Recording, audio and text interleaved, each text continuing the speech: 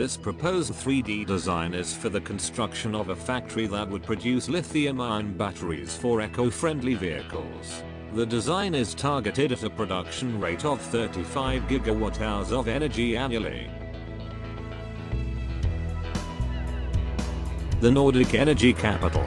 The cluster in Vaasa consists of over 140 companies, several of which are global market leaders. The total business turnover is 4.4 billion euros annually and the number of employees is 11,000. Exports account for 80% of revenue. Local mineral supply. Battery-grade lithium carbonate from lithium deposits in Kaustinen, the most significant lithium resources known to exist in Europe. The world's largest cobalt refinery, Freeport Cobalt, is located in Kokkola, and Finland is the only major cobalt producer in the EU.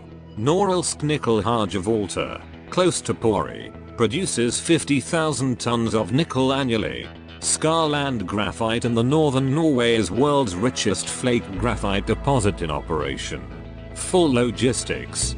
The area has multiple freight ports with access to Baltic and Atlantic ports. The Vaasa International Airport is one of the busiest in Finland.